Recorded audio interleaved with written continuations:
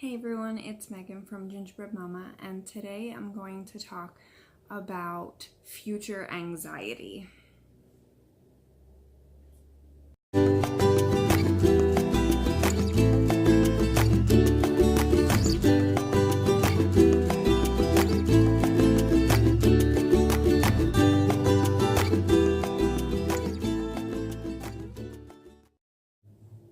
Hey everyone, welcome back to my channel. If you're new here, please be sure to subscribe and hit that bell so that you can get my notifications.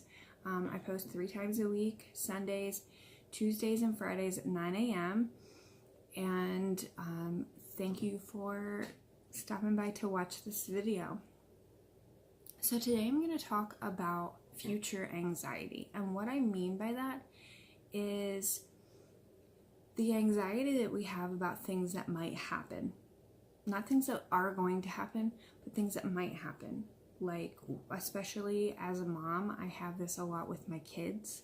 I worry about what certain behaviors now may mean for their future.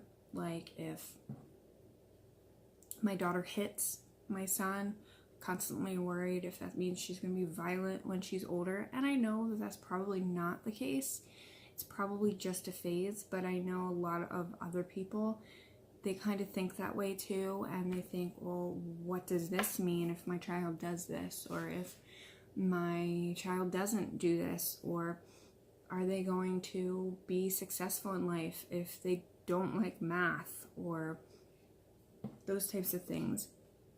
I worry a lot about the way my kids treat each other, and if that's how they're going to treat their future partner in life or colleagues at a job. And so sometimes it's a what if game in our head, and we have to learn to make that stop, to silence it and say, no, I'm going to enjoy them right now, not worry about what if something happens in the future.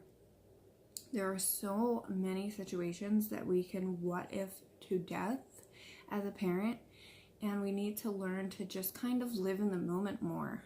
I think too often we want to plan for everything, and in the process of trying to plan for everything, we're missing out on what's going on now with our kids. And so it's really difficult to enjoy life when we are too busy worried and stuck in our heads about what might happen, what could happen in the future. So I know I go through this a lot, especially with my oldest, because he's starting to show interest in girls, and I really worry about things that could happen with sex and with peer pressure and things that'll happen as he gets older. He's 11 now, so I'm hoping that I don't have to worry about that too much immediately. I have to just keep reminding myself of that and say, you know, Megan, this is what's going on with him now. It doesn't mean that, you know, he's going to still be interested in the same girl in a year, a month, maybe even a week. And it doesn't mean that they're going to get super serious and anything's going to happen. So I have to kind of slow my head down and say, that's not going to happen. And if it does happen, I will deal with it when it comes. I do try really, really hard to prepare my kids, especially my oldest, for things that are coming. I sat down with him last week and had a talk about just peer pressure and just making him aware that he doesn't have to do the things that his friends want to do. I'm trying to stray away from telling him that he's not allowed to do things, because I don't want him to then take that as a challenge and rebel, because I know I did that a lot as a teenager, and I'm trying really hard to prevent that happening with my own kids. So I just kind of sat him down and said, you know, this is what can happen. You don't have to do those things with your friends. If somebody decides that they don't like you, it's okay. They don't have to like you. and that people drift apart and people choose other things, and that that's not necessarily a bad thing. So I just tried to kind of rationalize with him, hoping that maybe it will sink in and he won't be going and doing crazy things just because everybody else that he was once friends with is doing that.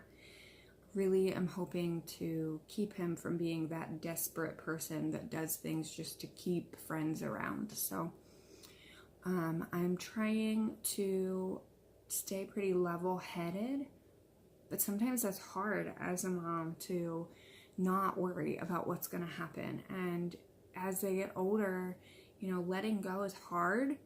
Letting them make their own decisions is really hard, but we have to kind of find something to keep us busy so that we don't think about all of the things that could be happening. Just prepare our kids for what we can and roll with what we can. So if you are dealing with some future anxiety for your own kids, or maybe even for yourself, or a job or anything, tell me about it in the comments below, and I would love to hear what's going on with you. So be sure to comment below with what anxieties you have and how you're able to cope with them, and I will see you in the next one. Don't forget, there's no such thing as a cookie cutter life.